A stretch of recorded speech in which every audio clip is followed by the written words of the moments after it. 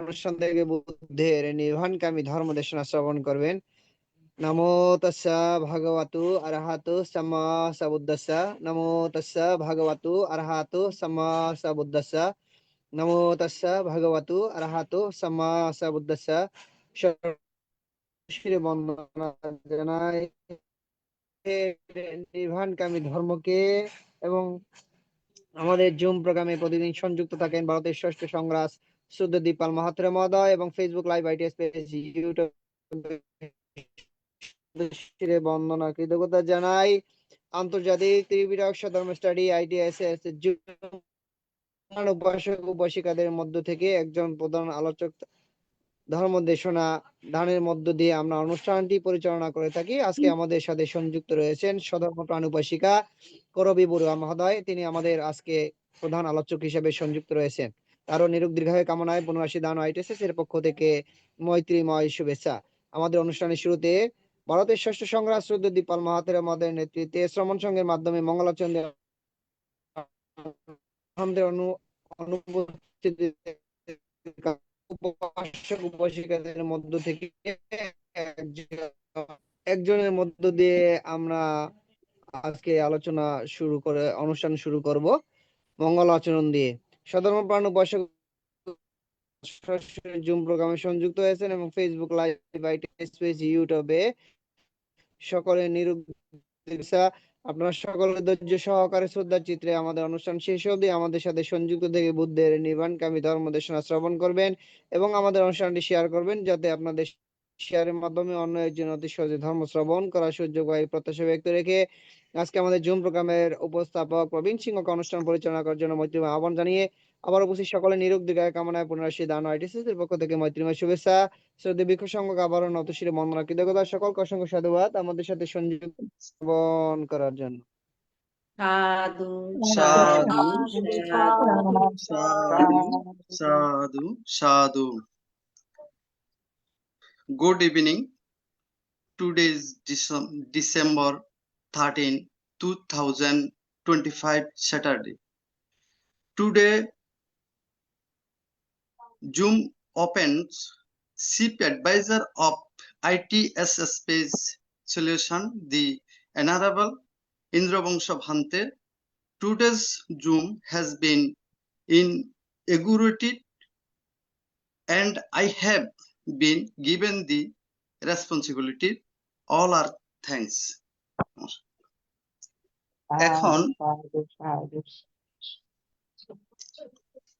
এখন মঙ্গলাচরণ পবিত্র ত্রিপিটক থেকে মঙ্গলাচরণে অংশ নেবেন উপাসক ধীমান বড়ুয়া।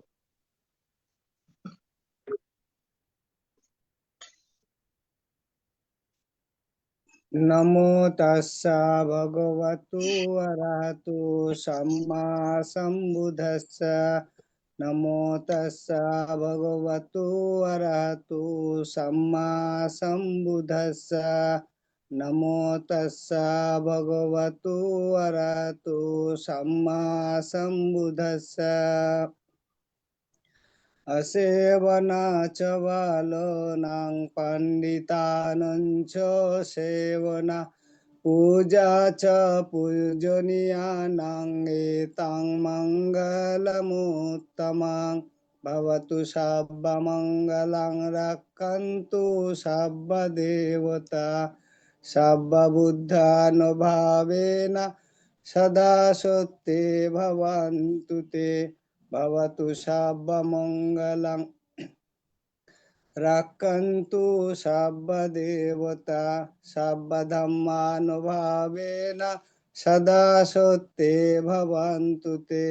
ভবতু সর্বমঙ্গলাং রক্ষন্তু সর্বদেবতা সর্বসংঘানুভাবেন সদা সত্যে ভবন্তু তে।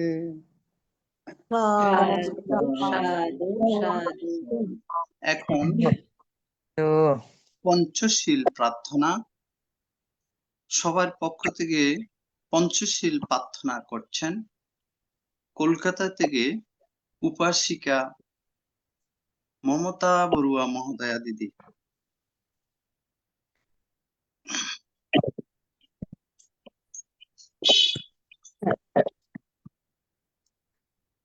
সকলকে প্রথমেই আমি তথাগত গৌতম বুদ্ধের চরণে বন্দনা এবং যে সকল ভান্তেরা আছেন তাদের আমার শ্রদ্ধেয় বন্দনা এবং উপাসক উপাসিকাদের আমার শুভেচ্ছা ও শুভকামনা জানিয়ে আমি পঞ্চশীল প্রার্থনা শুরু করছি। নমো তাস্সা ভগবতো অরহতো সাম্মা সম্বুদ্ধাস্সা। নমো তাস্সা ভগবতো অরহতো সাম্মা সম্বুদ্ধাস্সা। নমো তাস্সা ভগবতো অরহতো সাম্মা সম্বুদ্ধাস্সা। বুদ্ধাং বন্দামি ধম্মাং বন্দামি সংঘাং বন্দামি অহং বন্দামি সর্বদা। द्वितीयम्पि बुद्धां वन्दामि धम्मां वन्दामि संघां वन्दामि अहं वन्दामि सर्वदा। तृतीयम्पि बुद्धां वन्दामि धम्मां वन्दामि संघां वन्दामि अहं वन्दामि सर्वदा। ओकाशा वन्दामि भन्ते दौलतायन कथं सर्वं अपराधं क्षमतु मे भन्ते शम्भो। द्वितीयम्पि वन्दामि भन्ते दौलतायन कथं सर्वं अपराधं क्षमतु मे भन्ते शम्भो। तृतीयम्पि वन्दामि भन्ते दौलतायन कथं सर्वं अपराधं क्षमतु मे भन्ते शम्भो। ओकाशां भन्ते शरणेन सह पञ्चशीलं धम्मं याचामि अनुगं कृत्वा शिलमदेथा मे भन्ते। द्वितीयम्पि अहं भन्ते शरणेन सह पञ्चशीलं धम्मं याचामि अनुगं कृत्वा शिलमदेथा मे भन्ते। तृतीयम्पि अहं भन्ते शरणेन सह पञ्चशीलं धम्मं याचामि अनुगं कृत्वा शिलमदेथा मे भन्ते। এখন পঞ্চশীল প্রদান করবেন ITSS পেজের প্রধান উপদেষ্টা শ্রদ্ধেয় ভদন্ত ইন্দ্রবংশ স্থবির ভান্তেকে বন্দনা জ্ঞাপন। ইহামং वदामि तवदेधा। भन्ते नमो तस्सा भगवतो अरहतो सम्मा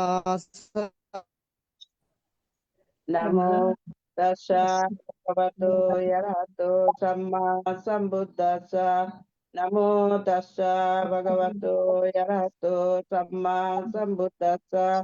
नमो तस्सा भगवतो अरहतो सम्मा सम्बुद्धास्सा।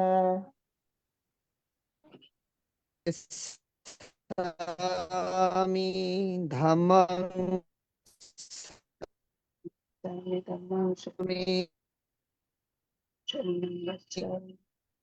बुद्धं शरणं गच्छामि धम्मं शरणं गच्छामि संघं शरणं गच्छामि।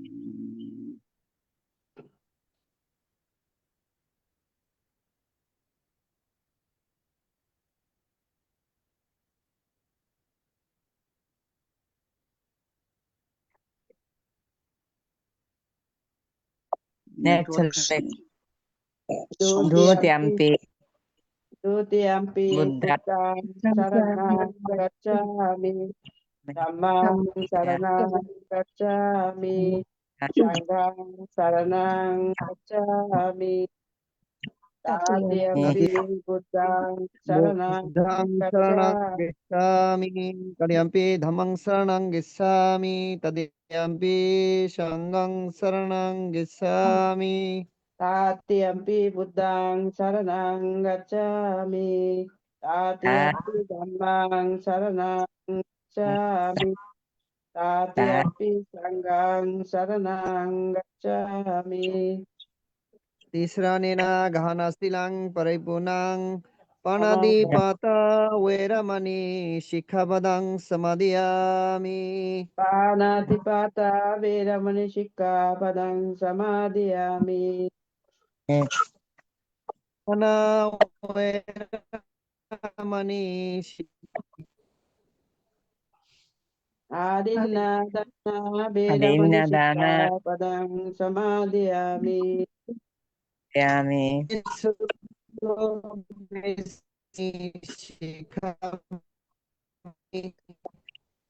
Kamesu miccachara veramani sikkhapadang samadhiyami. Muccavada veramani sikkhapadang samadhiyami.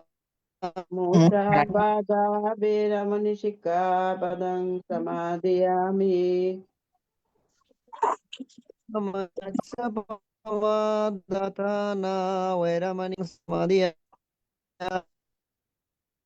Sura Sura medhya majja pamadatthana veramani sikkhapadang samadhiyami. Edhame punyang Dhamma punya aswe kayang wahang hotu nibbana pacca hotu. baba Sadhu, sadhu, sadhu. Pamadena silang sampadeta. baba নমো হন্তে। এখন network আপনাদের কথা আমি শুনতে পাই না।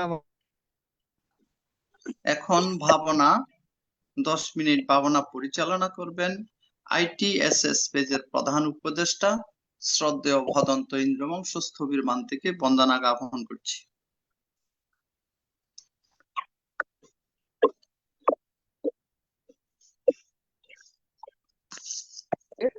সকলেই চাইলে আমরা 10 মিনিট ভাবনায় বসতে পারি।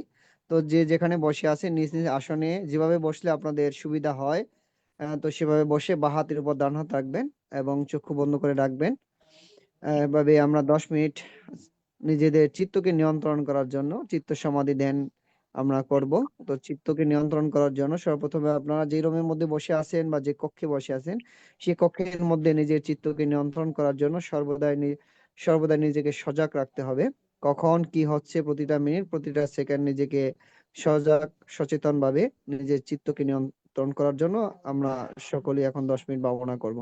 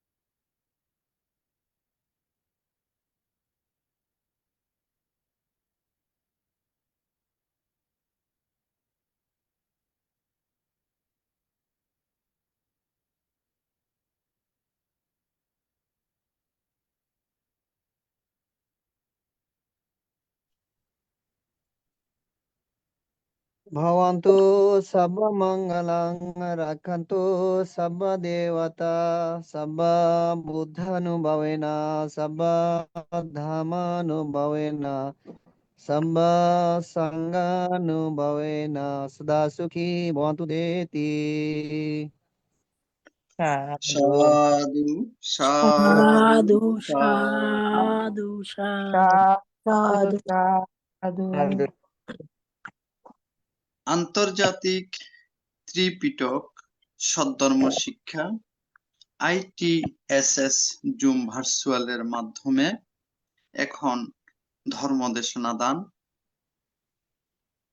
ধর্ম আলোচনা করবেন গৃহী সংঘের মধ্যে সুদেশক, অভিজ্ঞ ও সদ্ধর্মের পূজারী 120তম আলোচক বিদর্শন সাধিকা শ্রীমতী করবী বড়ুয়া মহাদয়া, ভারত।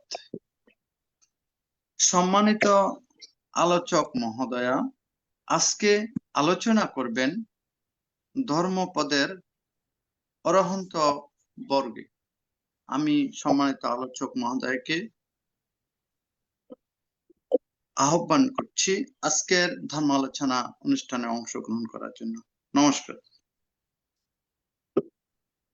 নমো তাস্সা ভগবতো অরহতো সাম্মা সম্বুদ্ধাস্সা।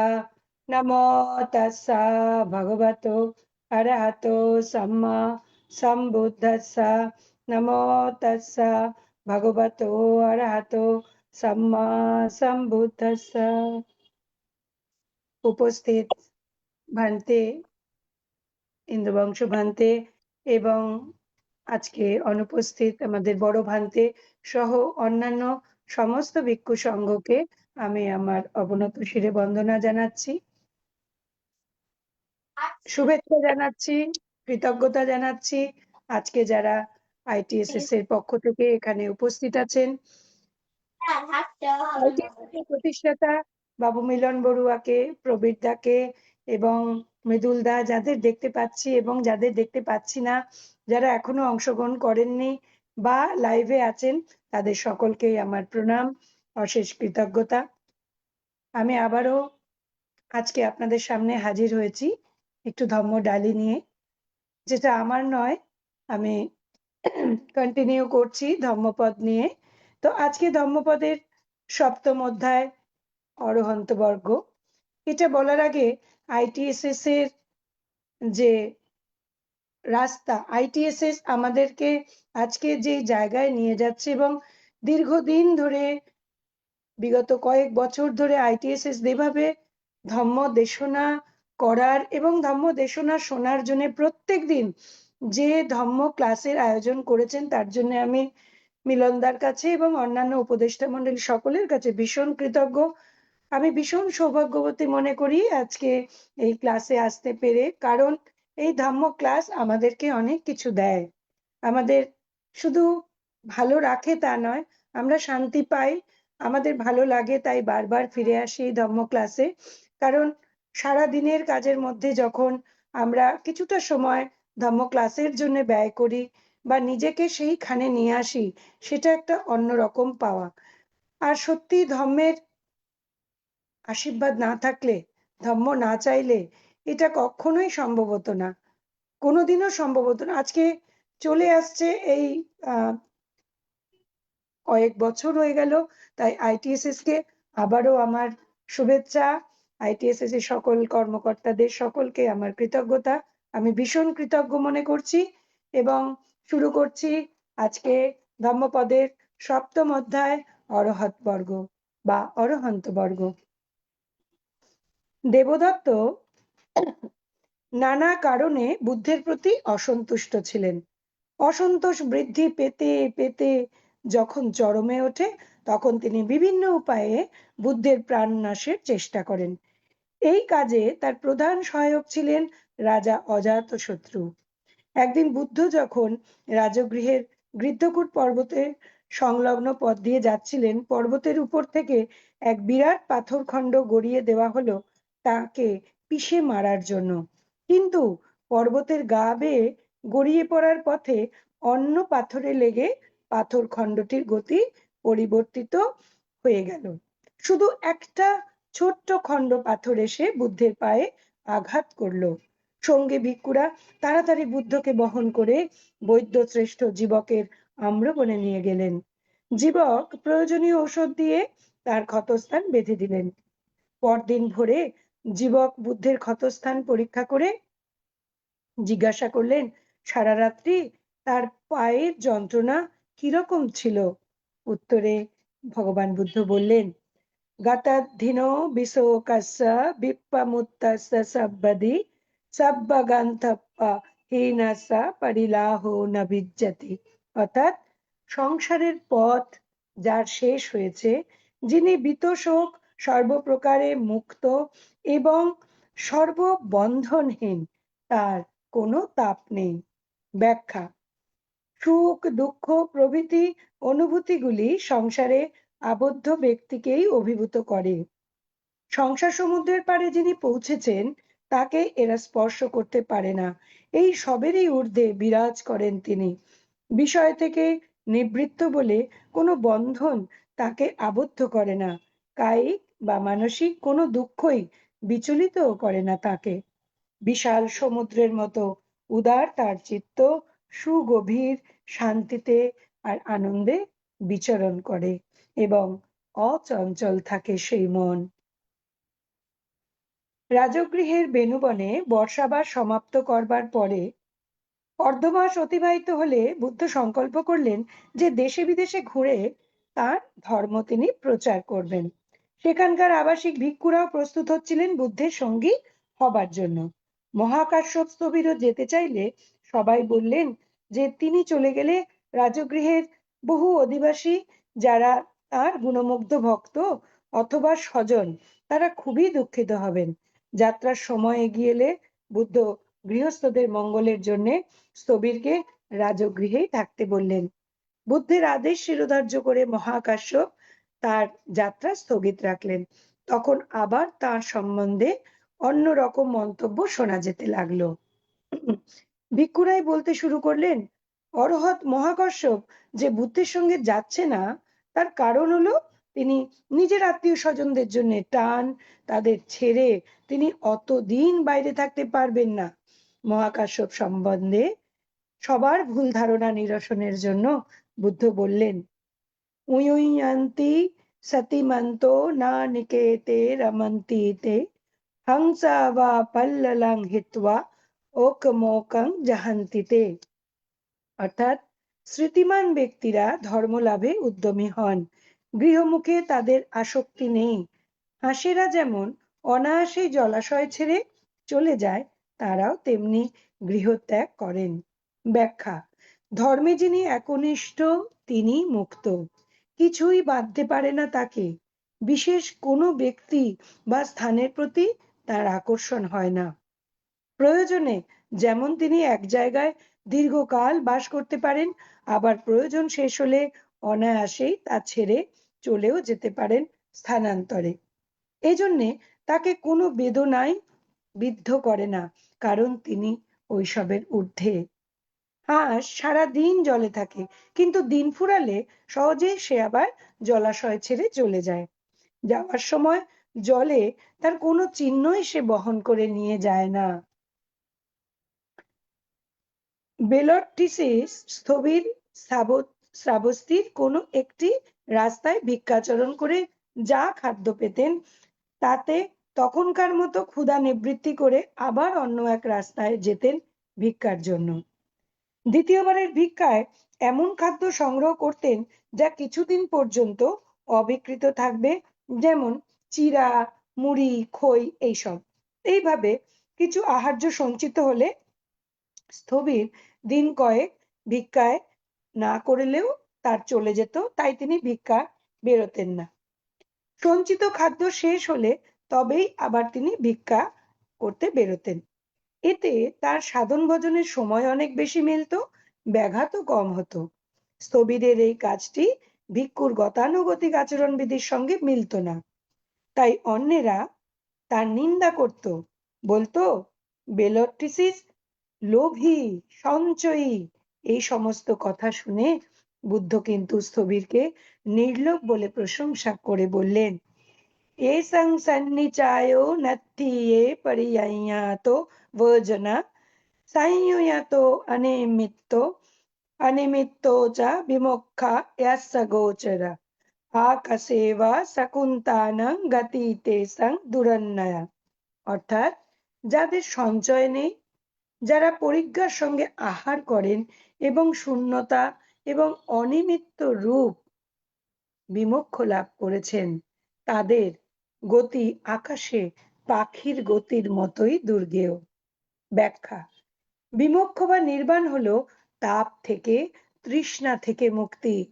নির্বাণকে শূন্য বলার অর্থ নির্বাণ বাসনা শূন্য, দেশ শূন্য, মোহ শূন্য, আবার তা অনিমিত্ত, অর্থাৎ এতে রাগ প্রভৃতি নিমিত্তের কোনো অস্তিত্বই নেই। নির্বাণ এক অনির্বচনীয় দিব্য অবস্থা। এই অবস্থা যিনি লাভ করেছেন তিনি পাপ পুণ্যের অতীত স্তরে উন্নীত। তিনি পরিজ্ঞাত ভোজী, অর্থাৎ আহার আর আহার্য সম্বন্ধে তার জ্ঞান যথার্থ। তার কোনো সঞ্চয় নেই। তার গতিবিধি সাধারণ মানুষের কাছে দুর্বোধ্য। তিনি কখন কোথায় থাকবেন, কোথায় যাবেন তার নির্ণয় করা শূন্য পথে উড়ে যাওয়া পাখির গতিপথ নির্ণয় করার মতোই অসম্ভব। রাজগৃহে অনিরুদ্ধ স্থবির ধূতাঙ্গ নামে এক ব্রত পালন করেছিলেন। ধূতাঙ্গ ব্রত ভিক্ষুদেরই পালনীয় এবং এতে নানা কৃচ্ছ সাধন এবং কঠোরতার বিধান আছে। অনিরুদ্ধ স্থবির আবর্জনার স্তূপ ঘেঁটে লোকের ফেলে দেওয়া বস্ত্রখণ্ড সংগ্রহ করে তা দিয়ে নিজের পরবার চিবর প্রস্তুত করতেন। একদিন তিনি যখন বেনুবনে বসে ওই রকম চিবর বয়ন করছিলেন, তখন বুদ্ধ তার মহা শিষ্যদের নিয়ে সেখানে উপস্থিত হলেন। বুদ্ধ বেনুবনে এসেছেন এই সংবাদ প্রচারিত হতেই রাজগৃহের অধিবাসীরা ভারে ভারে সুখাদ্য বহন করে সেখানে নিয়ে হাজির হলো। এত বেশি পরিমাণ আহার্য জড়ো হলো যে ভিক্ষু সঙ্গের ভোজন শেষ হয়ে যাওয়ার পরেও প্রচুর জিনিস উদ্বৃত্ত থেকে গেল। তখন ভিক্ষুদের মধ্যে অনেকেই বলতে লাগলেন, এটা অনিরুদ্ধ স্থবিরের একটা লোক দেখানো ব্যাপার। তিনি দেখাতে চান যে রাজগৃহ তারই জ্ঞাতি, ভক্ত এবং অনুরক্ত ইত্যাদিতে পরিপূর্ণ। এই কথা শুনে বুদ্ধ এই গাথাটি বললেন, ইয়াস্যা সবা পরিক্ষেনা আহারে চ অনিশ্চিত সুইয়য়াতো অনিমিত্ত চ বিমুখা ইয়াস্য গোচরা আকাশেবা শকুন্তানাং পদং তস্য দুরন্নয়া। অর্থাৎ যার আশ্রব সমূহ ক্ষয় হয়েছে, যিনি আহারে অনাসক্ত, শূন্যতা আর অনিমিত্ত রূপ বিমুক্তি অর্থাৎ নির্বাণ যার জানা হয়েছে, আকাশ পথে উড্ডীয়মান পাখির গতির মতোই তার গতিও দুর্গেয়। ব্যাখ্যা: ইহজীবনে যারা মুক্ত হয়েছেন তারা সাধারণ মানুষের মতোই কর্মফলের দ্বারাই আবদ্ধ হন। লোকহিতে তারা হয়তো কর্ম করেন এবং তাদের গতিবিধিও সাধারণের কাছে তাই দুর্বোধ্য বলে মনে হয়। এইরকম নিত্য সন্ন্যাসী মুক্ত পুরুষের বিষয় গীতাতেও উক্ত হয়েছে। সেই দিন ছিল কোজাগরী পূর্ণিমা। বুদ্ধ তার মহাশিষ্যদের সঙ্গে উপাসিকা শ্রেষ্ঠ বিশাখার পূর্বারামে অবস্থান করছিলেন। অবন্তী থেকে মহাকাত্যায়ন স্থবিরের আসবার কথা, তার জন্য একখানা আসনও রাখা ছিল।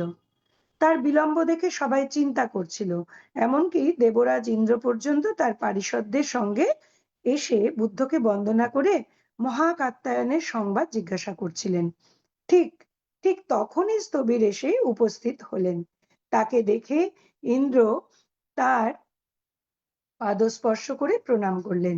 এতে কোনো কোনো ভিক্ষু মন্তব্য করলেন, দেবরাজেরও দেখছি বেশ পক্ষপাতিত্ব আছে।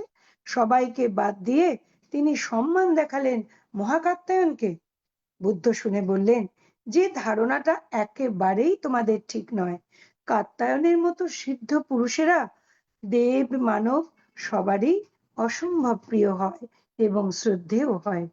এই প্রসঙ্গে তিনি নিজে এই গাথাটি বললেন, यस्तीन्द्रियाणि समथंगतानि अस्यथा सरथेन सुदन्ता पाहीना मानस्य अनासवस्य देवापि तस्य पियन्ति तादिनो।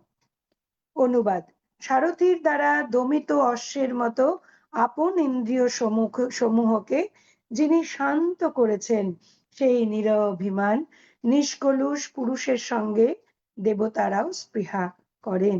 অর্থাৎ দেহকে যদি রথের সাথে তুলনা করা যায়, তবে ইন্দ্রিয়গুলি হচ্ছে তার ঘোড়া। দেহকে যদি এরাই কি হয়, সংসারে পথে দেহরথকে চালনা করে নিয়ে যাচ্ছে।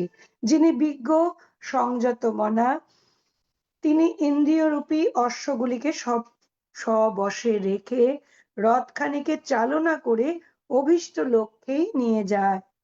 এই রকম শুদ্ধ চিত্ত পুরুষ শ্রেষ্ঠ শুধু মানুষেরই শ্রদ্ধেয় নন, তিনি দেবতাদেরও প্রিয় হন।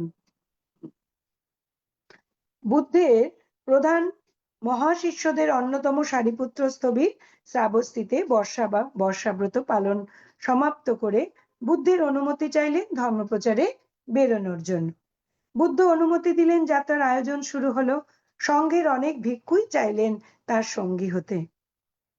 সারিপুত্র কিন্তু যেসব ভিক্ষু তার নাম গোত্রে পরিচিত, তাদের সবাইকে নাম গোত্র ধরে ডেকে ডেকে বাদ দিতে লাগলেন।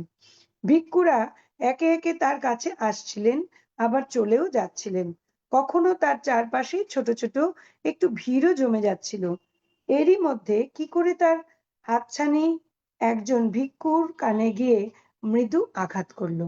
সেই ভিক্ষু আবার বরাবরই সারিপুত্রের প্রতি কিছুটা বিরূপ ছিল। সেই অনিচ্ছাকৃত সামান্য আঘাতেই অত্যন্ত অপমানিত এবং ক্রুদ্ধ হয়ে বুদ্ধের কাছে গিয়ে অভিযোগ করলো যে সারিপুত্র তাকে অপমান করেছে। বুদ্ধ স্থবিরকে ডেকে ব্যাপারটি জানতে চাইলে তিনি তার সন্ন্যাস জীবনের শুরু থেকে কত যত্নে এবং অব্যাহতভাবে সমস্ত শীল পালন করে এসেছেন সেই কথাই বর্ণনা করলেন। অন্য কোনোভাবে তিনি যে নির্দোষ সেটা প্রমাণের চেষ্টা তিনি করলেন না। তার কথা শুনতে শুনতে সেই ভিক্ষু শ্রদ্ধায় অভিভূত হয়ে পড়ল। অনুতপ্ত হয়ে সে স্থবিরের কাছে ক্ষমা প্রার্থনা করল।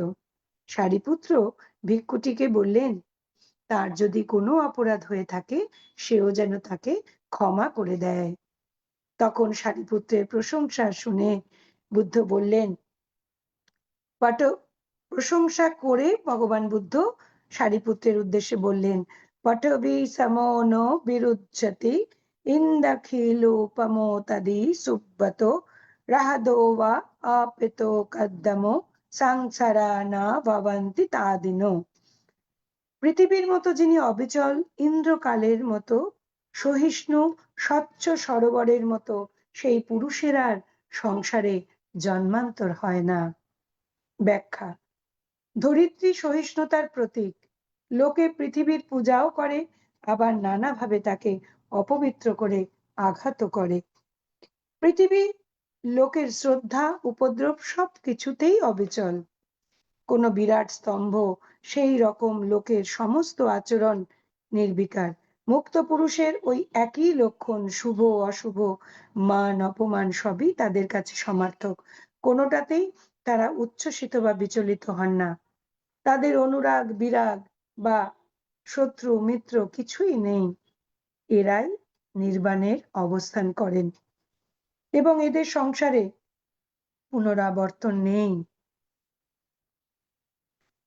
কৌশাম্বীর এক শ্রদ্ধাবান ভক্ত তার 7 বছরের ছেলেকে নিজের গুরু তিস্রস্থবিরের কাছে শ্রামণেরও রূপে দীক্ষিত করলেন। সেই শ্রামণেরও ক্রমে প্রব্রজ্যা লাভ করলেন, আর তাতে কিছুক্ষণের মধ্যেই অরহত্ব লাভ করলেন। অরহত গুরুকে অতি যত্নে সেবা করতেন। একদিন সেই শিষ্যকে নিয়ে তিস্র শ্রাবস্তি যাচ্ছিলেন বুদ্ধ দর্শনের উদ্দেশ্যে। পথে রাত্রি হয়ে যাওয়াতে এক গ্রামের বিহারে তারা রাত্রি যাপন করেন। রাত্রি প্রভাত হলে গুরু জেগে দেখেন শিষ্য তখনও নিদ্রিত। তিনি তাকে জাগাবার জন্যে একখানি পাখা দিয়ে আঘাত করলেন। তাতে দুর্ভাগ্যবশত আঘাত গিয়ে লাগলো শিষ্যের বাম চোখে, আর তাতে চোখটি নষ্ট হয়ে গেল।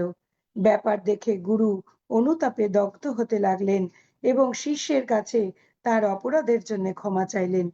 শিষ্য অবশ্যই অনায়াসে গুরুর অপরাধ ক্ষমা করলেন। শিষ্য বুদ্ধের কাছে গিয়েও তার এই অনিচ্ছাকৃত অপরাধের কথা আর শিষ্যের মহানুভবতার কথা বললেন। তাই শুনে বুদ্ধ বললেন, সন্তং তস্য মনং হোতি সন্ত বাচা চ কম্মচা সম্মদৈন্য বিমুক্তস্য উপসন্তস্য তাদিনো। অর্থাৎ সম্যক জ্ঞানের সাহায্যে যিনি মুক্তি লাভ করেছেন সেই সুধীর ব্যক্তির চিত্ত, বাক্য, কর্ম সর্বই শান্ত হয়। ব্যাখ্যা: মানুষের সমস্ত অশান্তির মূল হচ্ছে এই ভোগ তৃষ্ণা, বিষয় কামনা, আর এর নিবৃত্তি হচ্ছে জ্ঞানে। তৃষ্ণার নিবৃত্তিতেই মুক্তি, কাজেই জ্ঞানের পথেই মুক্তি লাভ হয়। মুক্ত ব্যক্তির চিত্তে চাঞ্চল্য নেই, তা স্থির, তাই তার বাক্য স্থির, কর্ম স্থির, অবিচল শান্তিতে তিনি বিরাজমান। অরণ্যবাসী 30 জন ভিক্ষু একদিন বুদ্ধ দর্শন করতে শ্রাবস্তিতে এলেন। তাদের অরহত্ব লাভের হেতু জেনে বুদ্ধ সেখানে উপস্থিত সারিপুত্র স্থবিরকে শ্রদ্ধার বিষয়ে কয়েকটি প্রশ্ন করেন। উত্তরে সারিপুত্র বললেন যে মার্গ আর ফল তিনি লাভ করেছেন, তাই শুধুমাত্র বুদ্ধের প্রতি বিশ্বাসের দ্বারা তিনি চালিত হবেন না। সারিপুত্রের উত্তর শুনে ভিক্ষুরা এই ভেবে ক্ষুব্ধ হলেন যে ইনি বুদ্ধকে অস্বীকার করছেন। বুদ্ধ তখন তাদের ভুল ভাঙাবার জন্য সারিপুত্রের উত্তরের ব্যাখ্যা করে বললেন যে তাদের অসন্তুষ্ট হওয়ার কোনো কারণ নেই। সারিপুত্র তাকে অশ্রদ্ধা করে ওই কথা বলেননি। বিষয়টিকে তিনি আপন সাধনালব্ধ জ্ঞানে নিরিখে বিচার করেছেন, অপরের প্রতি অন্ধবিশ্বাসের ভিত্তিতে নয়। তাই তিনি এই গাথাটিও বললেন, অসাধ্য অকাতয়্য চ সন্দিচ্ছেদ চ পুনরো হতাবকাশো বন্তাসো সবে উত্তম পরিসো। অর্থাৎ যিনি অন্ধবিশ্বাসী নন, যিনি অকৃত অর্থাৎ নির্বাণ জেনেছেন, সংসার সন্ধি ছেদ করেছেন এবং কুশল অকুশলের আসক্তি বা বাসনা ক্ষয় করেছেন, তিনি মানুষের মধ্যে শ্রেষ্ঠ। ব্যাখ্যা: ধর্ম সাধনায় বিশ্বাসের স্থান আছে অবশ্যই, কিন্তু অন্ধবিশ্বাসের বা অবিশ্বাসের মতোই ক্ষতিকর। তা অনেক সময় সাধনার পথে বাধা হয়ে দাঁড়ায়। যুক্তি, অভিজ্ঞতা সেই জায়গায় সহায়ক হয়। এইভাবে সাধনার দ্বারা যিনি নির্বাণ লাভ করেছেন তার সংসার সন্ধি অর্থাৎ যে বন্ধন মানুষকে বারবার সংসারে নিয়ে আসে তাও ছিন্ন হয়েছে। সেই ব্যক্তি পার্থিব ভালো মন্দের প্রয়োজন শেষ হয়েছে, কেননা তার কোনো কামনাই নেই। এমন ব্যক্তি ইহলোকেই দেবত্ব লাভ করেছেন, তিনি পুরুষ শ্রেষ্ঠ। বুদ্ধের প্রধান মহাশিষ্য সারিপুত্র স্থবির গৃহী অবস্থায় প্রভূত ধনসম্পত্তির অধিকারী ছিলেন। সেই সবই ত্যাগ করে তিনি প্রব্রজ্ঞা নেন। শুধু তাই নয়, তিনি তার 3টি ভগিনী চালা, উপচালা আর শিশুপাচালা এবং 2 ভাই চন্দ্র এবং উপসেন এদেরকেও প্রব্রজিত করেন। শুধু সর্বকনিষ্ঠ 7 বছরের চেরত নামে ভাইটি মায়ের চোখের মণি হয়ে গৃহে ছিল। পরোক্ষভাবে বুদ্ধের জন্যেই তার অতগুলি সন্তান গৃহছাড়া হয়েছিল। কাজেই বলা বাহুল্য, সারিপুত্রের মা বুদ্ধের প্রতি একেবারেই প্রসন্ন ছিলেন না। পাছে চেরতেও তার জ্যেষ্ঠদের পথে যায়, তাকেও যদি হারাতে হয়, এই ভয়ে তিনি বিবাহ উপযোগী বয়স হওয়ার সঙ্গে সঙ্গেই তার বিবাহের আয়োজন করলেন। কিন্তু এত করেও চেরতকে তিনি ধরে রাখতে পারলেন না। বিবাহের আসরে কন্যার বৃদ্ধ পিতামহকে দেখে চিরত সংসারের প্রতি আসক্তি হারালো। নবপরিণীতা স্ত্রীকে নিয়ে ঘরে ফিরবার সময় সে পালিয়ে কাছেই এক অরণ্য আশ্রমে গিয়ে উঠল। তারপর সেখানে ভিক্ষুদের কাছে প্রব্রজ্জা নিল। আত্মীয় স্বজনেরা খবর পেয়ে তাকে আবার ধরে নিয়ে গৃহী করার চেষ্টা করবে, এই ভয়ে চেরতো সেখান থেকে বহু দূরে আর এক অরণ্যে চলে গেল এবং ধ্যান সাধনা করে শীঘ্রই অরহত্ত ফল লাভ করলো। এর কিছুদিন পরে বুদ্ধ সারিপুত্র স্থবির এবং আরো 500 ভিক্ষুকে সঙ্গে নিয়ে চেরতের আশ্রমে গিয়ে কিছুদিন থাকলেন। তারপর চেরতকে নিয়ে ফিরে এলেন শ্রাবস্তিতে। একদিন বিশাখা বুদ্ধকে জিজ্ঞাসা করলেন, চেরত স্থবিরের অরণ্যাশ্রমটি কি সুন্দর? বুদ্ধ উত্তরে বললেন, গামে বা यदि वारण्ये निन्ने वा यदि वा थले यथा रहन्तो विहरन्ति तां भूमिं রামনেয়কং। অর্থাৎ অরহতগণ যেখানেই বাস করেন, গ্রামে অথবা অরণ্যে, জলে অথবা স্থলে, সেই স্থানেই রমণীয়। ব্যাখ্যা: দ্রষ্টা হিসেবে সৌন্দর্য দেখার প্রকারভেদ হয়ে থাকে। সৌন্দর্যের সবটুকুই বাইরের ব্যাপার নয়, তার অনেকখানি অন্তরঙ্গের। তাই সুন্দরের সর্ব দৃশ্যই কিন্তু নয়, অনেকটা অনুভূতিলব্ধ। তপবনের সৌন্দর্য শুধু ফুল ফল ইত্যাদিতে শোভিত নিঃসর্গের জন্য নয়, তার প্রকৃত সৌন্দর্য সেখানকার অধিবাসীদের জন্য, সেখানকার দিব্য ভাব রাশির জন্য। তাদের অন্তরের সুচিতা, নির্মলতা, উচ্চ চিন্তা, এমনকি অনির্বচনীয় মাহাত্ম্যে সে স্থানকে সর্বদা পরিপূর্ণ করে রাখে, যা চোখকে প্রভাবিত করতে না পারলেও মনকে করে ঠিকই।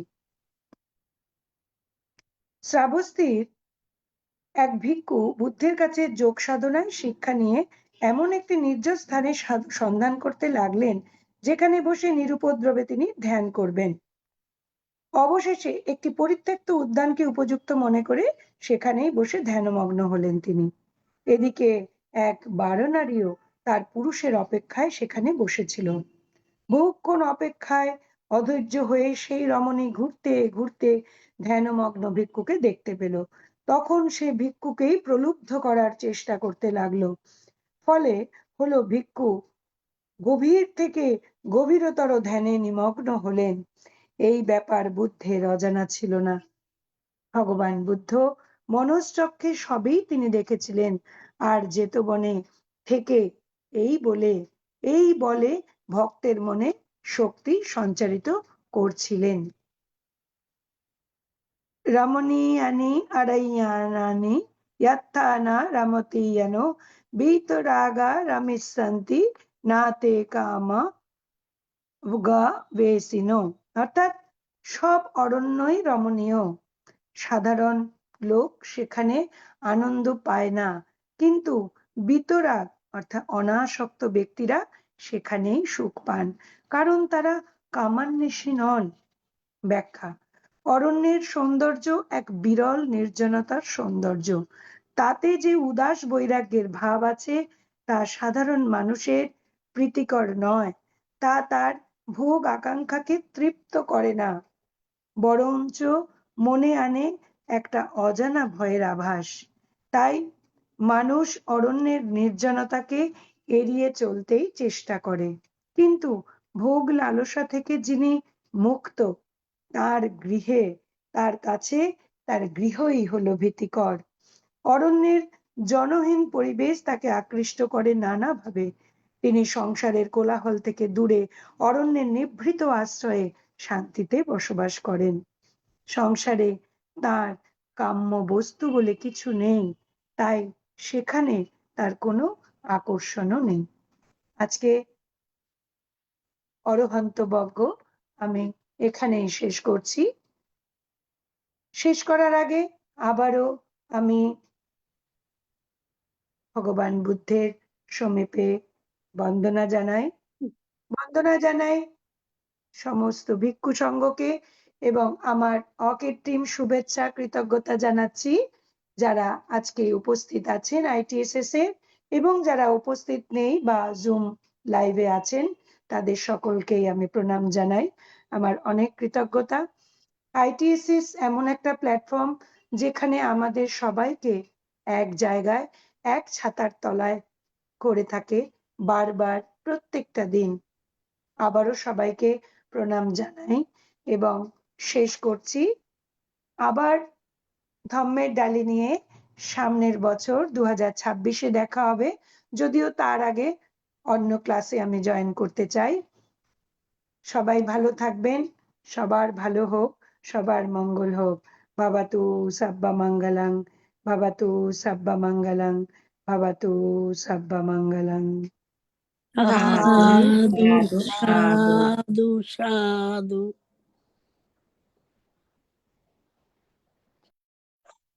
সাধু সাধু সাধু, খুব সুন্দর।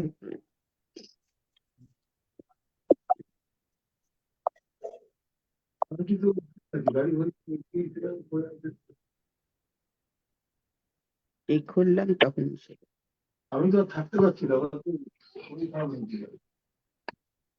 টিভিটা বন্ধ করে শুয়ে থাকো না।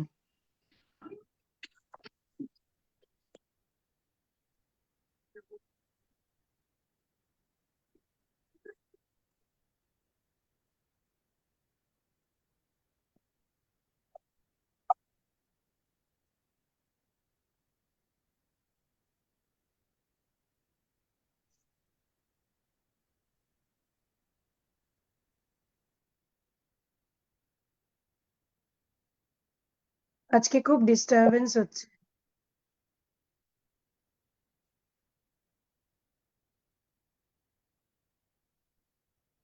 ভালো হয়েছে, খুব ভালো হয়েছে, ধন্যবাদ। আবার করবে। আমি আমার পক্ষ থেকে আগেই বলে দিলাম আর কি। হ্যাঁ হ্যাঁ দিদি। প্রবীরদা তো জিজ্ঞেস করবেন, তার আগেই আমি বলে দিলাম, হ্যাঁ খুব ভালো হয়েছে, খুব ভালো লেগেছে। আজকে নেটের প্রবলেমও আছে। হ্যাঁ অনেক হচ্ছে, আজ অনেক হচ্ছে। দিদি, এখন কি অনুষ্ঠান শেষ? আলোচনা শেষ? হ্যাঁ, শেষ। এখন পরলোকগত ব্যক্তিগণের সদ্গতি কামনা করে পুণ্য উৎসর্গ করবেন রাঙ্গামাটি থেকে স্বপ্না বুয়া মাসিকে নমস্কার জানাবো। সাধু সাধু সাধু। চলুন আমরা সবাই আমাদের জ্ঞাতিদের উদ্দেশ্যে জল ঢেলে পুণ্যদান করি। আমি প্রথমত সম্যক সম্বুদ্ধকে বন্দনা জানাচ্ছি, আর আমাদের ITS এর সংযুক্ত সকল ভিক্ষু সংঘদেরকে বন্দনা জানাই। আমি জল ঢেলে পুণ্যদান করছি। বান্তে সংসার কন্তারো দুঃখাতো মসনাত্তায়া নিব্বানাং সচ্চি কারণাত্তায়া এমানি কুশল কামানি সমাদায়িত্বা ইয়াতিনাং হতু সুখিতা হন্তু ইয়াতায়ো দাং নো ইয়াতিনাং হতু সুখিতা হন্তু ইয়াতায়ো দাং ইয়াতিনাং হতু সুখিতা হন্তু ইয়াতায়ো উন্নমে উদকাং প্রবাদ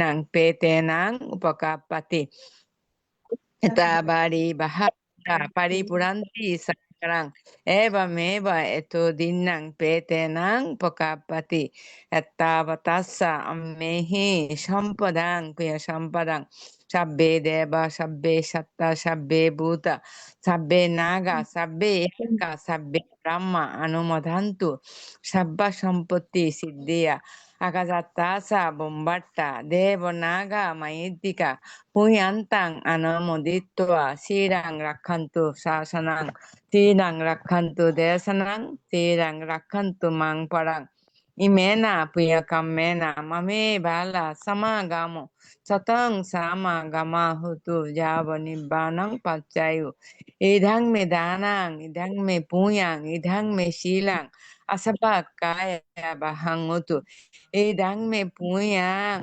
nirvanasa pasayu utu babatu titatu sadhu sadhu সাধু সাধু সাধু। দুঃখ থেকে সাধু সাধু সাধু।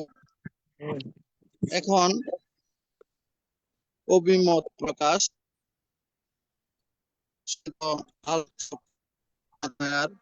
আলোচনার প্রেক্ষিতে এখন অভিমত প্রকাশ করছেন উপাসিকা গোপা বড়ুয়া মহাদয়া দিদি।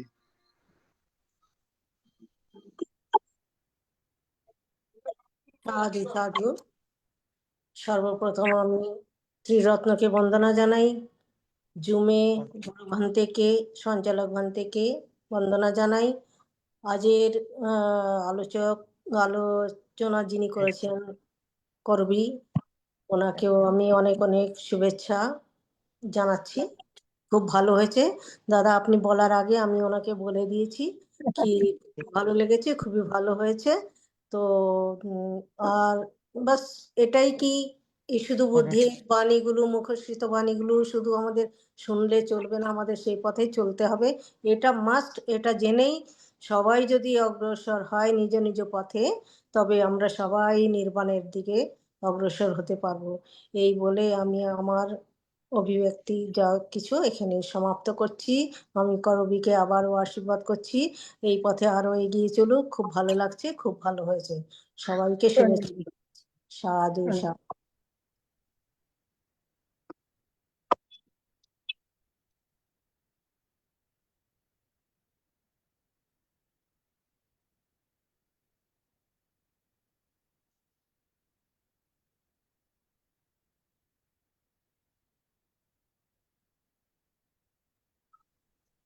দুঃখিত, নেটওয়ার্ক সমস্যাজনিত কারণে। দিদি আছেন তো? সম্মানিত উপাসিকা মমতা বড়ুয়া মহাদয়া দিদি।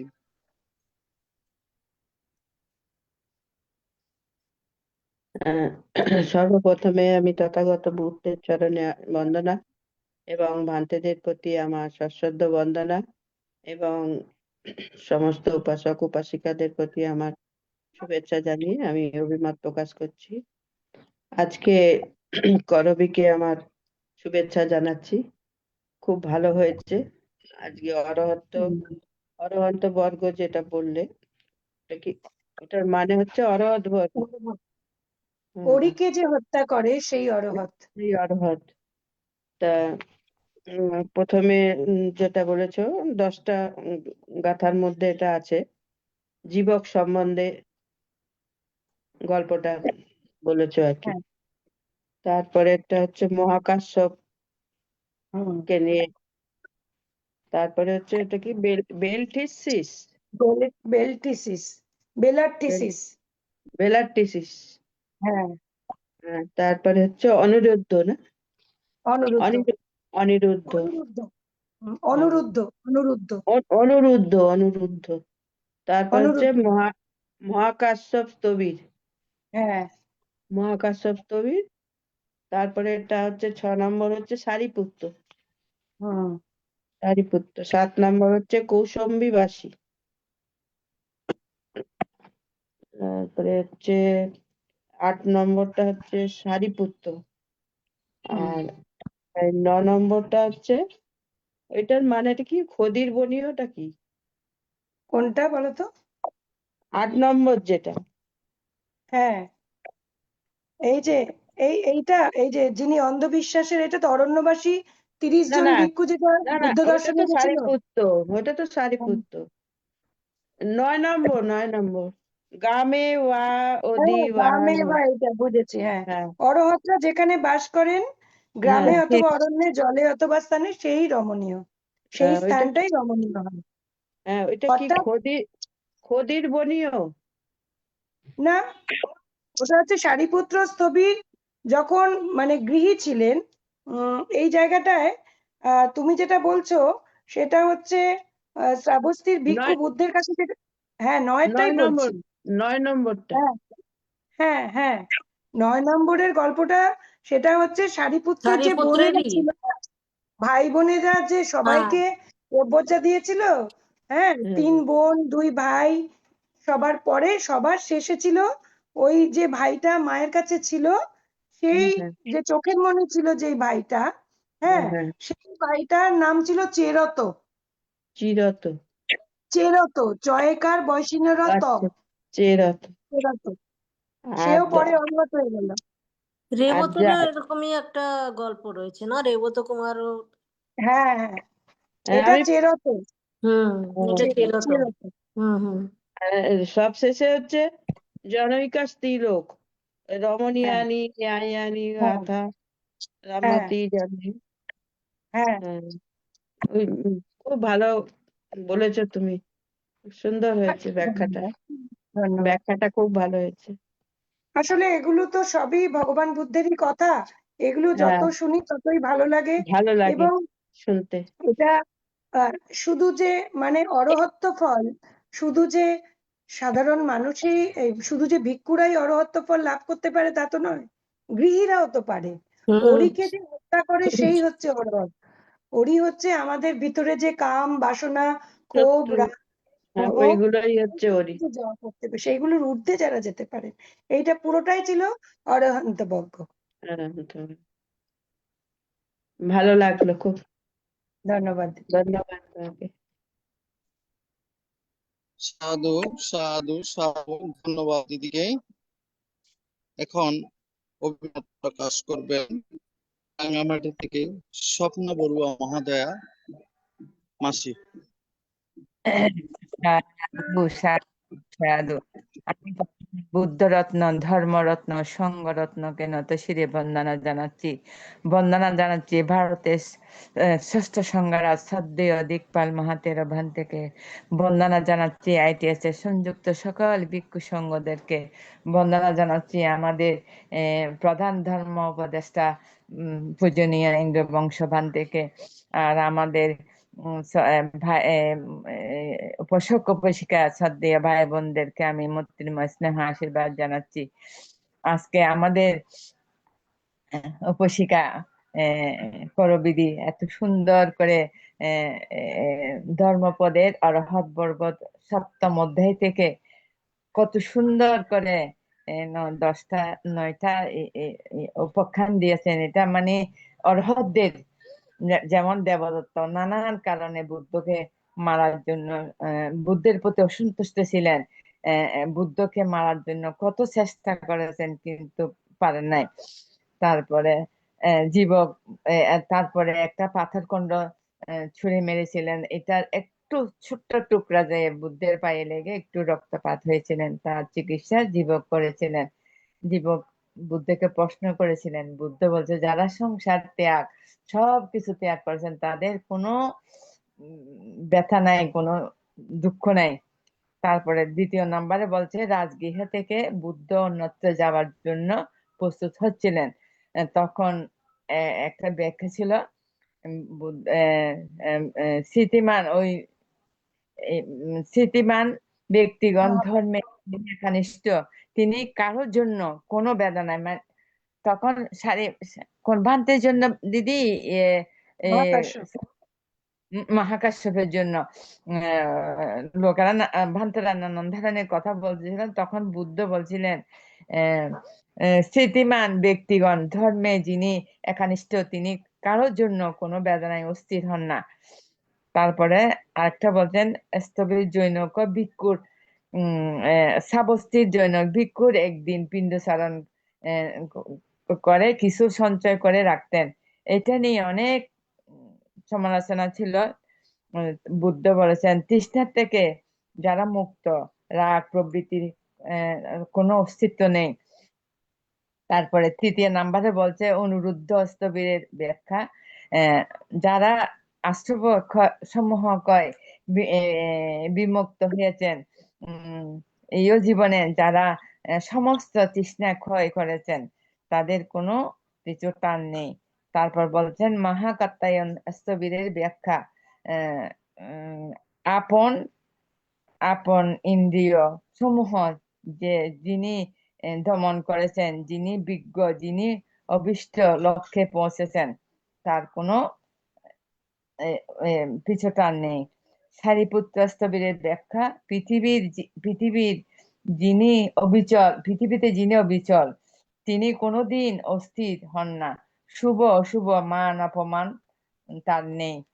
তারপরে তিস্য ভিক্ষু সম্পর্কে ব্যাখ্যা দিয়েছিলেন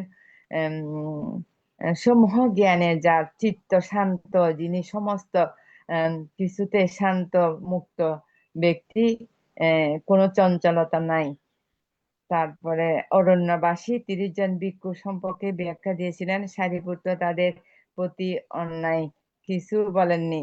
বুদ্ধ বলেছেন, যিনি কুশল ও কুশলের ঊর্ধ্বে, যিনি বন্ধন ছিন্ন করেছেন, তিনি সারিপুত্র। তারপরে 8 নম্বরে সারিপুত্র 2 ভাই 2 বোনকে গৃহত্যাগের ত্যাগ করেছেন। চিরতাস্থবিদ জঙ্গলে বিয়ের দিন নববধূকে রেখে জঙ্গলে পলায়ন করেছিলেন। ওইখানে তিনি অরহত্ব লাভ করেছেন। তো তখন বিশ্বকাপ জিজ্ঞাসা করেছিলেন ওই স্থান কেমন। তখন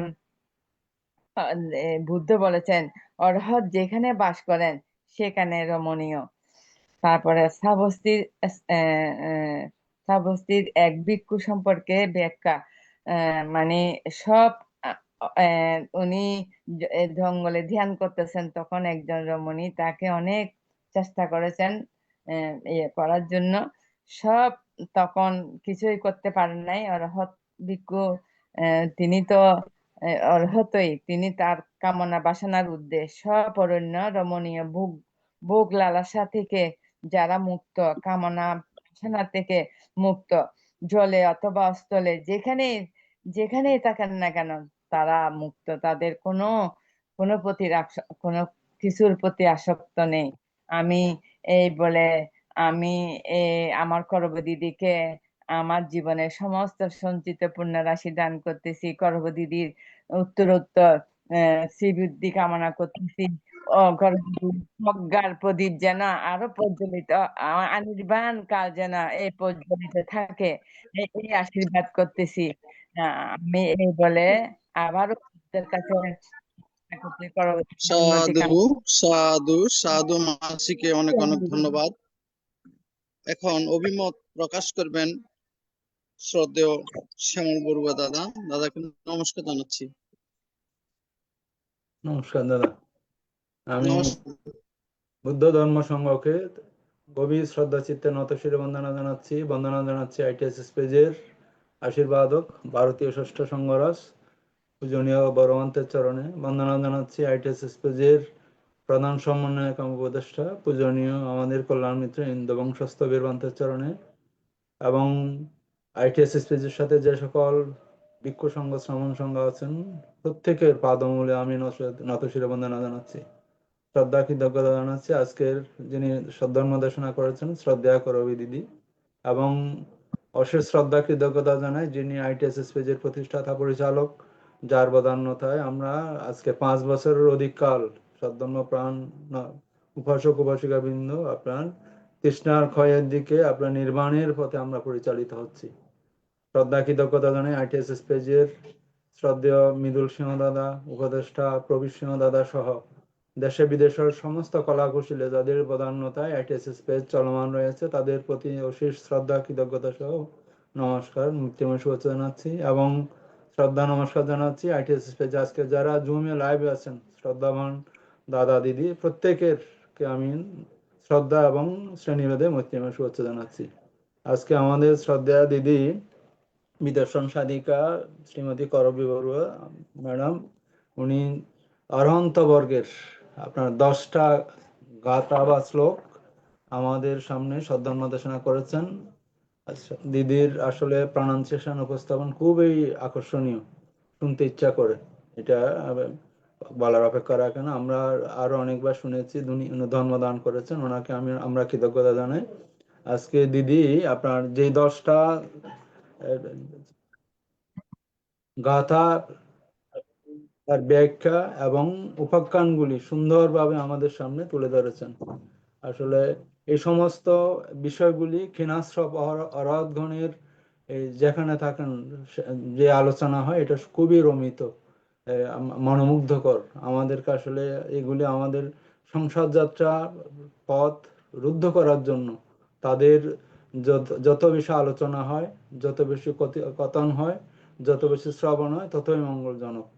আমরা শ্রদ্ধা দিদির আলোচনায় সমৃদ্ধ হয়েছে। এখানে যদি এভাবে বলতে চাই, এখানে আপনার 10টি উপাখ্যান শ্রদ্ধা দিদি 10টি গাথার সাথে অরহন্ত বর্গের 10টি গাথা আছে, 10টি গাথার সাথে 10টা উপাখ্যান উনি আমাদের সামনে সুন্দরভাবে উপস্থাপন করেছেন। প্রথম আপনার উপাখ্যানটা হচ্ছে জীবক প্রশ্ন উপাখ্যান। দ্বিতীয় যেটা গাথার আপনার সংশ্লিষ্ট মহাকাশ্যপ স্থবিরের উপাখ্যান। তৃতীয় হচ্ছে বেলট্টিসিস স্থবিরের উপাখ্যান। চতুর্থ অনুরুদ্ধ স্থবিরের উপাখ্যান। পঞ্চম মহাকাচ্যায়ন স্থবিরের উপাখ্যান। ষষ্ঠ সারিপুত্র স্থবিরের উপাখ্যান ক। সপ্তম কৌশম্বিবাসী তিস্য স্থবিরের উপাখ্যান। অষ্টম সারিপুত্র স্থবিরের উপাখ্যান খ। এরপর 9 নম্বর ক্ষুদির্বণীয় রাবত স্থবিরের উপাখ্যান। 10 জনৈকা স্ত্রীলোকের উপাখ্যান। এই প্রত্যেকটা আসলে আপনার এই উপাখ্যানগুলি অত্যন্ত আপনার বিমুক্তি রসে ভরপুর।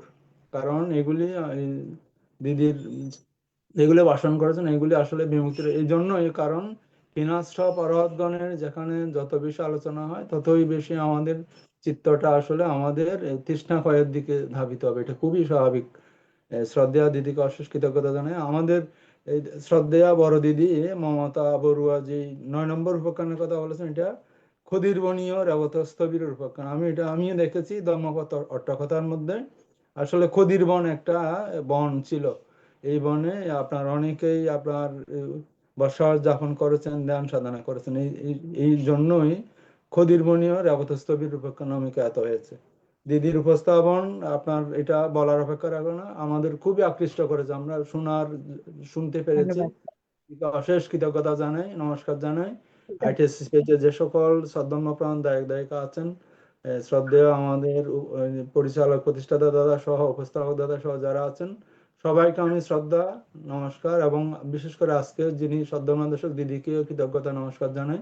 আপনাদের নমস্কার। সবাইকে আরো কৃতজ্ঞতা জানিয়ে পূজনীয় ভিক্ষু সংঘ, শ্রমণ সংঘ যারা আছেন তাদের চরণ আমি গভীর শ্রদ্ধা চিত্তে নতশিরে বন্দনা জানিয়ে আমি আমার দুটি কথা এখানে শেষ করছি। নমস্কার দাদা। সাধু সাধু সাধু।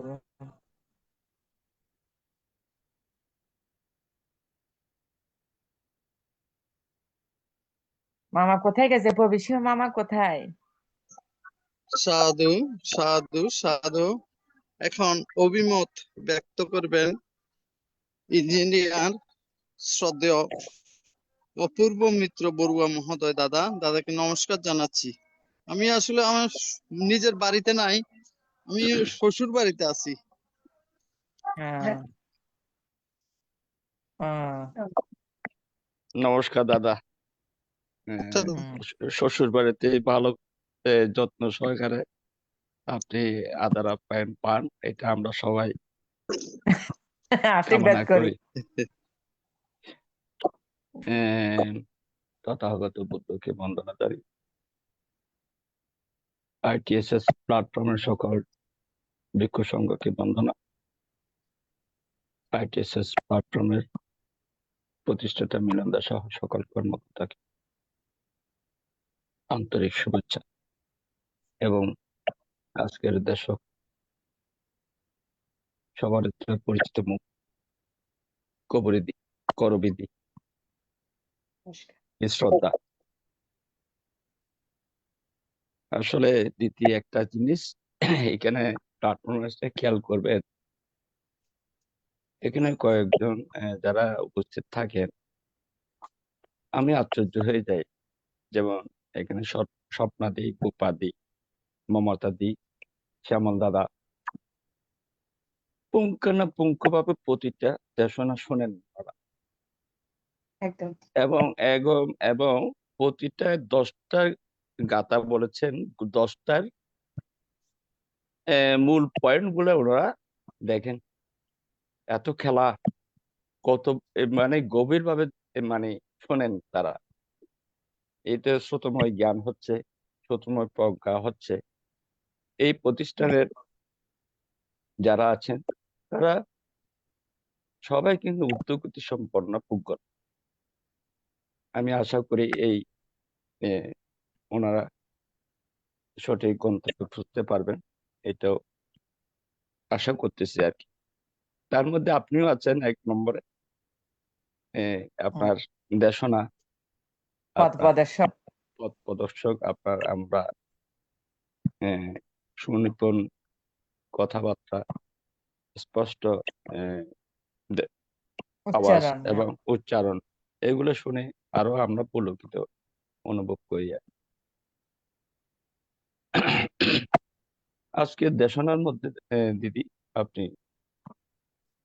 সর্বোচ্চ যেটা আমরা যারা আইটিএস প্ল্যাটফর্মে আছি, এটা সর্বোচ্চ নির্বাণ কামনা করি সবাই।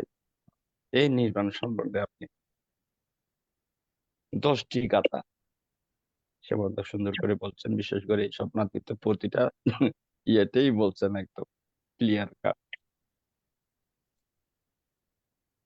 তো অরহত, প্রতিটা 10টা জন্ম অরহতের একটা উপমা দিয়েছেন আপনি। অরহত লাভ করতে যেমন একটা কথা সবসময় আমরা বলি থাকি, আশাবক খায়া নিপানা পাচ্ছায়। এই আসবটা কি, আর কিভাবে এটা চেতন প্রক্রিয়া করে? আশাবক এই সম্পর্কে এইটাতে আবার আছে অরি বলেন, লোভ, দেশ, মোহ, তৃষ্ণা, যত কিছু আছে দশ সংযোজন, এগুলো কি চেতন প্রক্রিয়া। এই প্রক্রিয়া যে আসবক ক্ষয়, আসবটা কি, কিভাবে উৎপন্ন হয়, লৌকিক ভাবে কিভাবে উৎপন্ন হয়, লোকোত্তরে যাই তারা কিভাবে উৎপন্ন হয়, যদি যদি আপনার ইয়ে থেকে, আপনার অভিজ্ঞতার ভান্ডার থেকে কিছু বলেন, আমরা আচ্ছা আচ্ছা, শুনবো। হ্যাঁ, নমস্কার অপূর্বদা। আমার সূক্ষ্ম জ্ঞানে আমি তো জ্ঞানী নই। আমি চেষ্টা করছি আপনার প্রশ্নের উত্তর বলার, যেটুকু আমার উপলব্ধি হয়েছে বা যেটুকু আমার জ্ঞাত হয়েছি। আশাবাক আমরা যখন এই যে যখন জল ঢালা বন্দনাটা করি, ওইখানে একটা আশাবাক খায়া বাহং হতু, এই যে বলি ছোটবেলা থেকে শুনে আসছি। তো এই আশাবাকটা কি? এটা হচ্ছে কামাগ্নি, কাম, কামনা, ভাব। বাসনা, তৃষ্ণা। তো এগুলো মানুষকে অন্ধ করে রাখে, এগুলো মানুষকে সঠিক পথে নিয়ে যায় না, আমাদেরকে অনেক পিছিয়ে দেয়। যেমন পিছিয়ে আমি দেয়, একটা হ্যাঁ। উদাহরণ দিই। যেমন আমার খুব মাছ খেতে ইচ্ছা করছে, আমার লোভ হলো, আমার তৃষ্ণা হলো। যতক্ষণ না ওই তৃষ্ণা নিবারণ হচ্ছে, আমার ভেতরে লোভের সংস্কার তৈরি হয়েই যাচ্ছে। তো যেভাবে এই কাম বাসনা জাগে মনে, যখন যেভাবে ছোট ছোট করে জাগে, তখন ওই একটু একটু করে ওগুলো সংস্কারে পরিণত হয়। এবং এই জায়গার থেকে মুক্তির জন্য একমাত্র বিপাসনাই একমাত্র পারে এই জায়গা থেকে একটু একটু করে মানুষকে সেই জায়গাটাকে ওভারকাম করার জন্য। কামনা বাসনা আমি দেখেছি যে আমি আমার জীবন দিয়ে তাহলে একটু বলি, যে আমাদের ভেতরে প্রত্যেকের মধ্যে লোভ, দেশ, মোহ, ঘৃণা, হিংসা, ভালোবাসা, সমস্ত গুণগুলো আছে। ভালো গুণ যেমন আছে, মন্দ গুণগুলো আমাদের মধ্যে রয়েছে। তো এর আগেও সম্ভবত আমি বলেছিলাম, আমরা তো সাধনা করছি মানে আমরা মনের উপরে কাজ করছি। এই মনের মধ্যেই এদের বাসস্থান। আজ কাম যদি জাগে, যদি কাম বাসনা জাগে, সেটা আগে মনে জাগে, তারপরে ওটা ভাষার মাধ্যমে প্রকাশিত হয়। তাহলে এই মনে জাগার আগে এই যে উৎপন্ন হচ্ছে, নষ্ট হচ্ছে, মানে উপাদ দাবায়া ধাম্মিন, এই যে উৎপাদ হচ্ছে, ব্যয় হচ্ছে, মানে আমার মনে যখন এটা জাগবে, আমার সচেতন মন আমাকে সজাগ করে দেবে, আমার মধ্যে এখন কামনা বাসনা উৎপন্ন হয়েছে। সেই মুহূর্তে যদি আমি সজাগ থাকি এবং সেটাকে জেনে স্বীকার করি, তাহলে সেই কাম বাসনার থেকে আমরা বেরিয়ে আসতে পারবো। সেই মুহূর্তে যখন যখন কারোর মনে, এই মুহূর্তে ধরুন আমার মনে ঘৃণা উৎপন্ন হলো, সেটা যদি আমি জানতে পারি যে এই মুহূর্তে আমার অমুকের প্রতি ঘৃণা উৎপন্ন হয়েছে, আমি দেখলাম সাধনায় বসে এবং আমি জানলাম। আমাদের মন তো সব সময় বিভিন্ন চিন্তা আসা যাওয়া করতেই থাকে।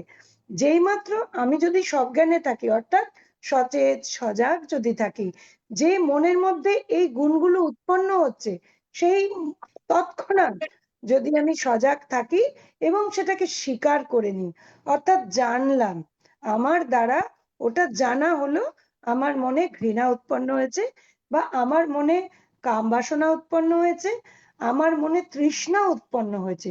সমস্ত রকমের তৃষ্ণাও আমাদের দুঃখের কারণ। তো এইগুলোকে নষ্ট করার জন্য একমাত্র সাধনার দ্বারাই সম্ভব। এছাড়া চলে যা, কামনা বাসনা চলে যা বললে এরা যাওয়ার নয়, এইভাবে যাওয়ার পদ্ধতি না। ওটাকে দেখতে হবে, জানতে হবে, স্বীকার করতে হবে, অটোমেটিক্যালি বেরিয়ে যায়। আমি নিজের উপলব্ধি করেছি এই জিনিসগুলো সাধনা করতে গিয়ে। অপূর্বদাও নিশ্চয়ই উপলব্ধি করেছেন। এগুলো ছোট ছোট আকারে কি করে বেরিয়ে যায়। অদ্ভুত এক সাধনার পদ্ধতি, অদ্ভুত। মানে যত ভিতরে ঢোকা যায় তত যেন মনে হয় আরো মধু আছে, আরো আছে, আরো আছে। জানার তো শেষ নেই। তখন মনে হয় যে এখন কি হয়, মন সজাগ থাকে বলে আমার যদি রাগ উৎপন্ন, আমি চট করে ধরতে পারছি আমার মনে এক্ষুনি রাগ উৎপন্ন হয়েছে। সাধনা শেখার আগে আমার রাগ হলে আমার অনেক দিন হয়তো থাকতো, 2 দিন 3 দিন 4 দিন, হয়তো মুখটা হাঁড়ি করে রাখতাম। বা তার মানে কি, এখন বুঝি ওইটাকেই আমি ভিতরে ওই সুদে আসলে বাড়াচ্ছিলাম, আমার রাগের সংস্কারটাকে বৃদ্ধি করছিলাম। কিন্তু এখন এই মন, সজাগ মন, সচেতন মন আমাকে শিখিয়েছে তুমি জানো। স্বীকার করলাম, জানলাম, আমার মনে রাগ উৎপন্ন হয়েছে, যেই জানলাম, স্বীকার করলাম, সাথে সাথে বেরিয়ে যায়। আবার তখন মন ওই শ্বাসের দিকে চলে যায়। এইভাবে ছোট ছোট করে উৎপন্ন হচ্ছে, নষ্ট হচ্ছে, উৎপন্ন হচ্ছে না, এইভাবেই উদয় ব্যয় হতে থাকে ছোট ছোট করে। অর্থাৎ আমি ওটাকে আর 2 দিন 3 দিন জমাতে দিচ্ছি না, আমি ওই মুহূর্তেই ওই শত্রুকে শেষ করে দিচ্ছি। কিভাবে করছি? জানার পর শেষ করছি। সাধু ধন্যবাদ। সাধু। ধন্যবাদ দিদি, হ্যাঁ যথেষ্ট সাধু যথার্থ বলেছেন।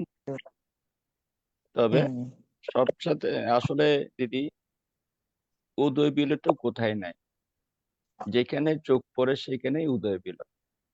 হুম, শুধু ধ্যানই না, যারা ধ্যান করেন সমস্ত প্রকৃতির দিকে দেখেন, সেখানে উদয় বিল আছে।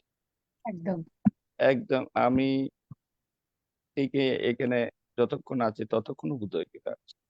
এই উদয় বিলকে জানা, আপনি সুন্দর বলেছেন, জানাটা, জানলেই হুম, চেতন হচ্ছে, মানে এটা ওইখানে শেষ। ওইটাকে শেষ। বৃদ্ধি করতে, এই বৃদ্ধি করতে না দেয়া, একদম বৃদ্ধি করতে না দেয়া কে কে করতেছে? ওইখানে কিন্তু প্রজ্ঞা করতেছে এই কাজটা। নিশ্চয়ই, প্রজ্ঞাই তো ওইখানে করে, ওইখানে এই কাজটা কে করতেছে?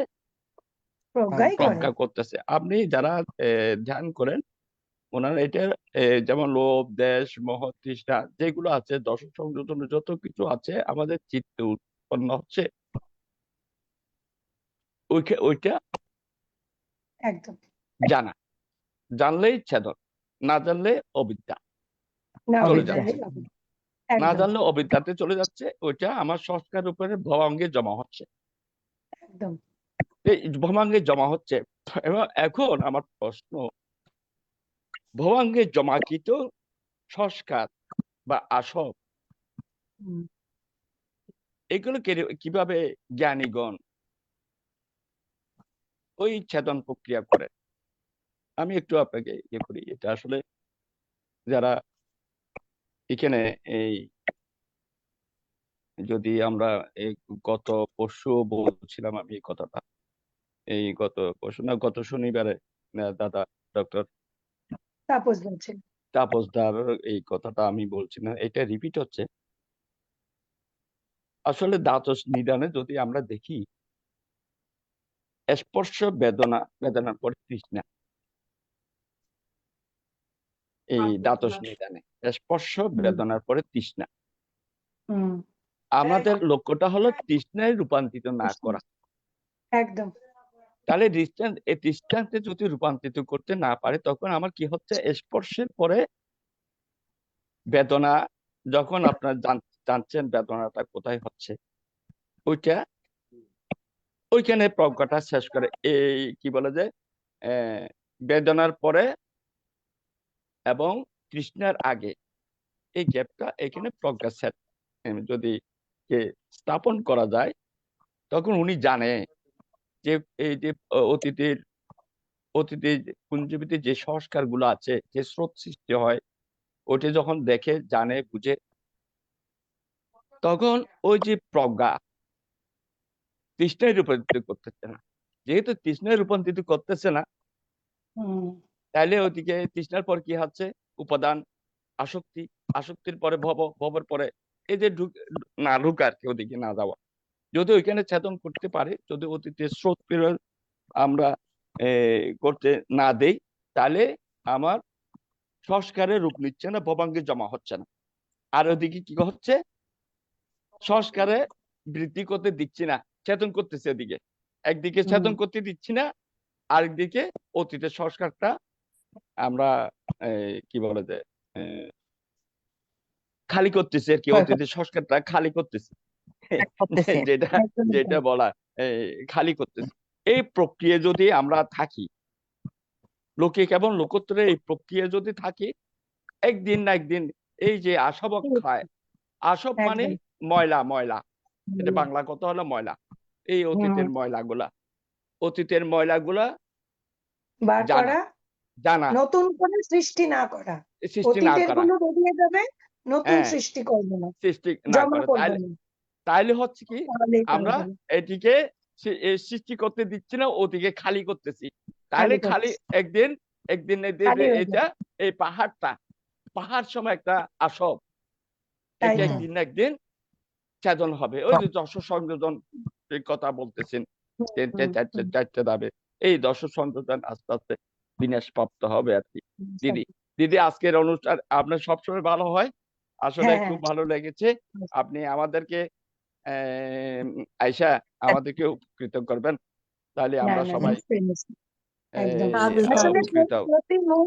প্রতি মুহূর্তে ভগবান এটাই বলেছেন, প্রতি মুহূর্তে সজাগ সচেত কেন বলেছেন? ওই প্রত্যেকটা মুহূর্তে কায়বাক্য মনে ভিতর দিয়ে যেন কোনো কিছু ফাঁকে ঢুকে না যায়, কোনোটাই যেন সংস্কারে পরিণত হয়। এই সজাগতাই হচ্ছে প্রজ্ঞা, আর সজাগ না থাকাটাই অবিদ্যা। জানাটাই প্রজ্ঞা, না জানাটাই অবিদ্যা। এই দুটো কথা। তারপর আরেকটা কথা অ্যাড করে নি, এক সেকেন্ড। এখানে আসলে ধ্যানের বিষয় না, ধ্যান যারা করেন তারা প্রতিনিয়ত উঠতে বসতে যেটা উৎপন্ন হচ্ছে এটাকে জানা, যে অকুশল, বিশেষ করে অকুশলকে জানা, কুশলকেও জানা। এই জানতে পারলে একটা অভ্যাসে পরিণত হবে আপনার। আমার আমি যদি একটা এই ছোট্ট অভ্যাসটা, কথা বলতে চাইছি, আমি দাদাকেও আর করবীদিকেও, মানে বলতে চাইছি, মানে আমার অনুভবটা বুঝাতে চাইছি। যেমন কি আমাদের মধ্যে এমন কেউ খুব ভালো বিদর্শক আছে বলে আমি জানি না আছে কিনা, কিন্তু আমার যে মনে হয় আমরা তো এখনো ভালোভাবে বিদর্শন ভাবনায় ঢুকতে পারিনি, ঠিক আছে?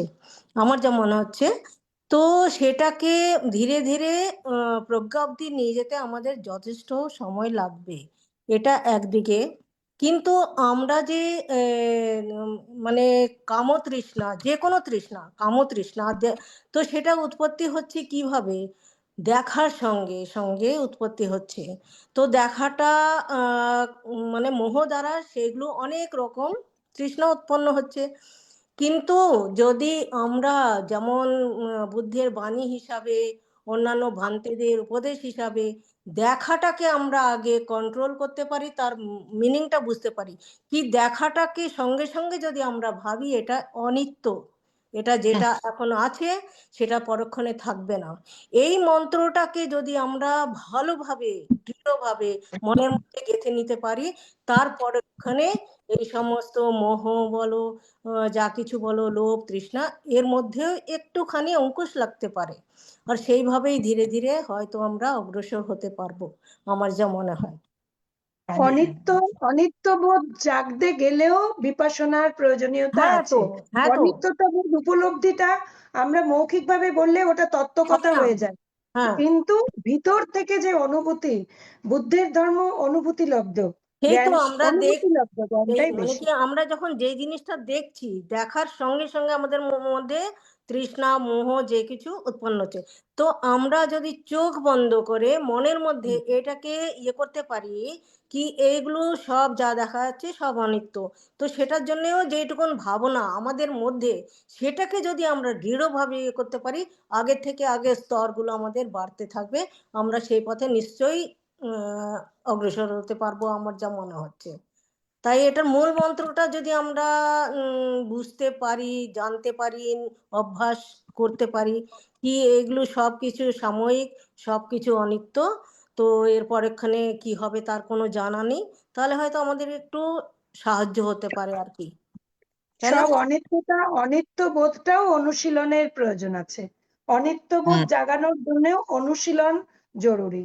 যা হ্যাঁ কিছু নিশ্চয়ই, প্রজ্ঞা উৎপন্নটা অনুশীলনের দ্বারাই সম্ভব। হ্যাঁ ধন্যবাদ নিশ্চয়ই দিদি। সেটা তো দিদি আমি ধন্যবাদ। একটু এখানে অ্যাড করি, কিছু মনে করবেন না। আসলে আমার কথা হলো যেটা উৎপন্ন হয়েছে ওইটাকে জানা। নিশ্চয়ই। প্রথম কথা হলো আমার কি উৎপন্ন হলো, আমরা লোভ চিত্ত, দেশ চিত্ত, অলভ চিত্ত, কুশল চিত্ত, অকুশল চিত্ত, যেটা আছে ওটাকে জানা। জানলেই ছেদন, জানতে পারলে অনিত্য। আপনি না জানলে অনিত্য বলতে পারবেন না। আগে হলো জানা, একদমই প্রথম তাই। কথা হলো জানা। জানা একদম ঠিক। অনিত্যটা অনেক দূরের কথা। হ্যাঁ আগে আমার কি ইয়েতে চিত্তের মধ্যে কোনটা আসতেছে, আমার চিত্তের মধ্যে চক্ষু দ্বারা কি আলম্বনটা কি আসতেছে, কর্ণদ্বারে কি আসতেছে। এই যে আমার চক্ষু কোণ নাসিকা মারফত যে রাস্তাগুলো আছে, যে ওয়ে আছে, ইন্দ্রিয় সমূহের মাধ্যমে যেগুলো আসতেছে, এগুলাকে ধরা, জানা। জানলে ওই পয়েন্টে যখন চলে যে গেল তখন আপনি অনিত্যতা দেখতেছেন। ও এটা তো নাই, ওরে এখন এই যে লোভ তৃষ্ণা আসলো, ও এটা বৃদ্ধি করতে দিলাম না। লোভকে বৃদ্ধি করতে, এটা একটা গবেষণা। লোভ চিত্র আসলো, এটা লোভকে গবেষণা করি আমরা, তাহলে কি হচ্ছে, এটা সংস্কারে পরিণত হচ্ছে। যখন এটাকে জানবো ওই গবেষণাটা স্টপ, বন্ধ, ওইখানে ছেদন হয়ে গেল। ও তখন আপনার চিন্তা করতেছে এটা তো নাই, তার মানে অনিত্য। এইটাই, এই অনিত্য ভাবটা, এইটা প্র্যাকটিসের ব্যাপার, সাধনার ব্যাপার। অনিত্যতা আসবে একদিন, দৃঢ়ভাবে আসবে, যেটা আসবে, সাধনা করতে একদম করতে। দৃঢ়ভাবে আসবে অনিত্যতা। এটা মুখস্থের ব্যাপার না, এটা হ্যাঁ সেটাই বলছিলাম, প্র্যাকটিসের ব্যাপার। অনুশীলন, একদম হ্যাঁ, অনুশীলন। অনুশীলনের ব্যাপার। ঠিক আছে, নমস্কার দিদি। নমস্কার। সাধু সাধু সাধু। সাধু সাধু, খুব ভালো লাগলো আলোচনাগুলো, খুব ভালো লাগলো।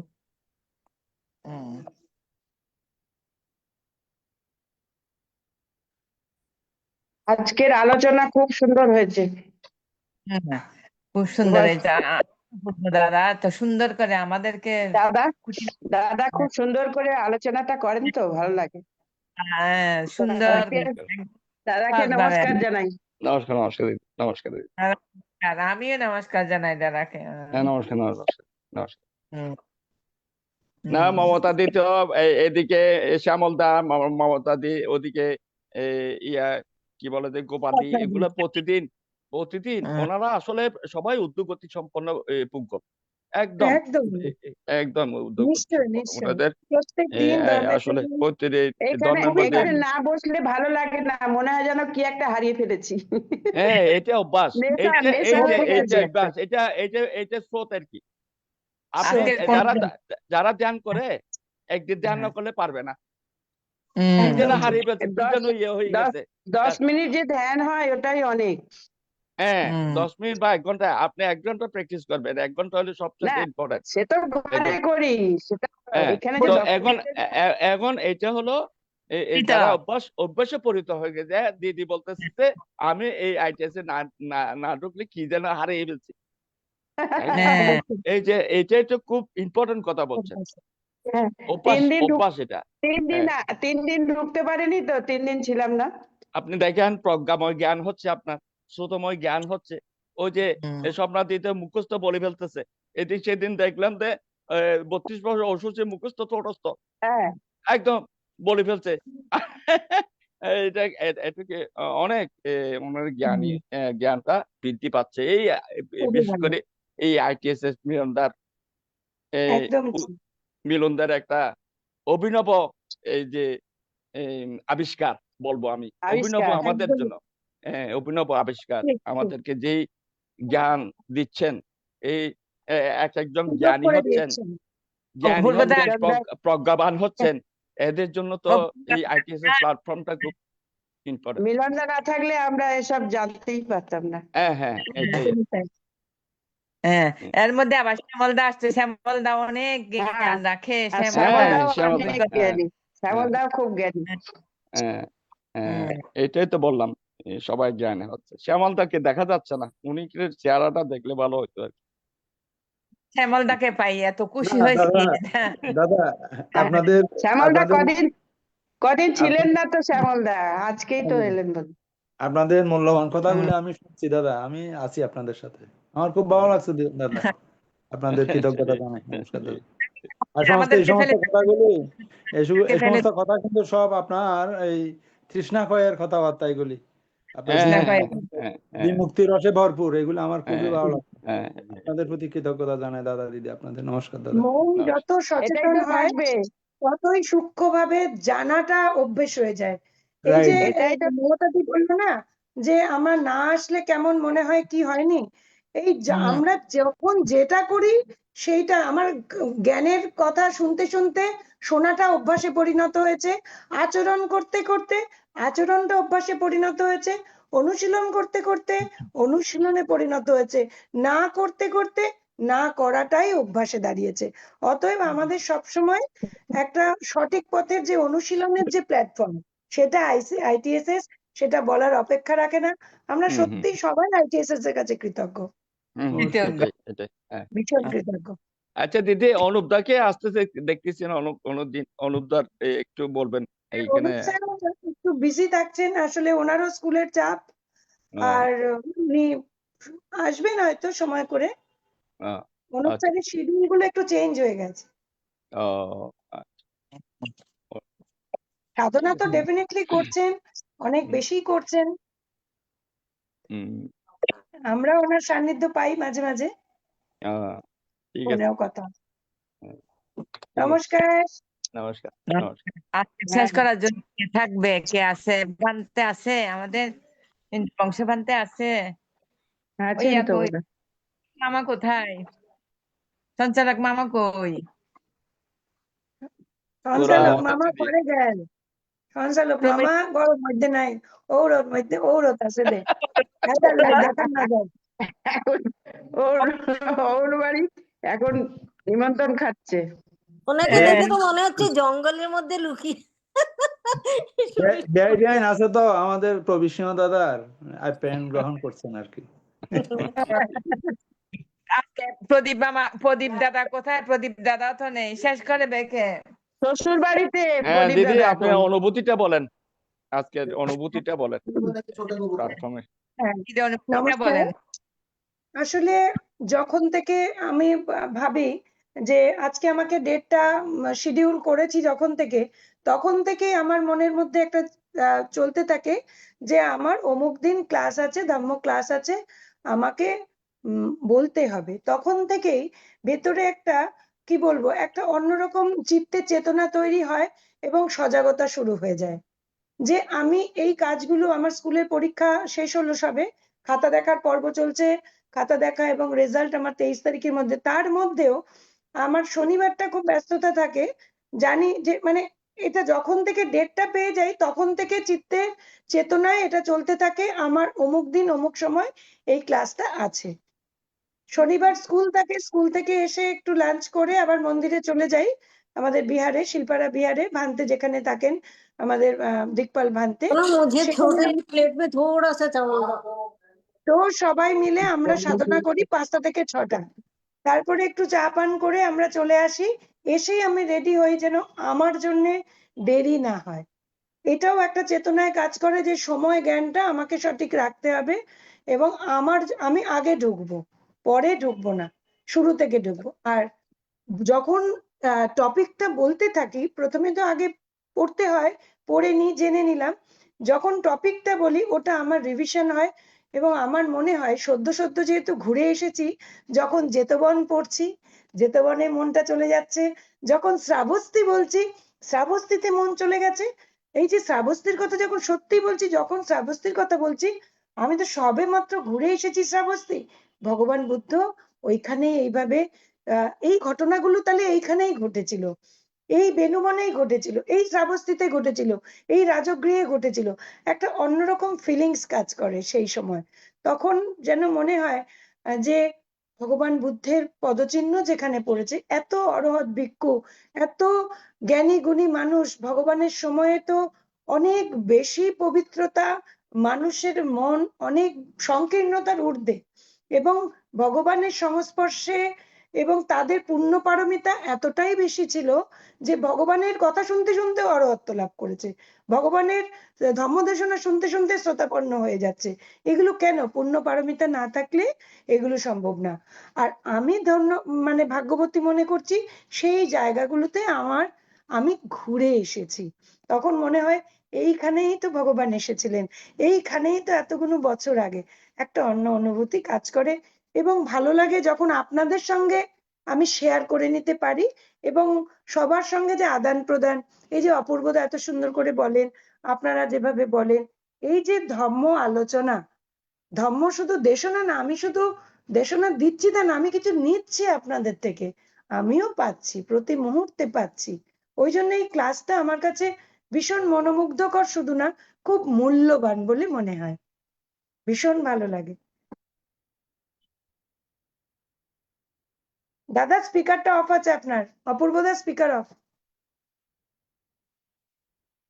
আপনি যেটা পড়েছেন এবং প্র্যাকটিক্যালি যে যখন ওখানে গেছেন সেই অনুভূতিটা একদম প্র্যাকটিক্যাল দেখতেছেন, তখন আলাদা একটা আরো ইয়া আলাদা একটা একদম অনুভূতি, আলাদা একটা একদম অনুভূতি একদম একদম। অনুভূতিটা এই যে সুখটা হুম, আপনি যে এই যে বহিঃপ্রকাশ করতেছেন, এই একদম যে হৃদয়ের কম্পন, এইখানে একটা সুখানুভূতি, সুখানুভূতি, সুখানুভূতি, ওইটা এই সুখানুভূতি হইলো পূর্ণ।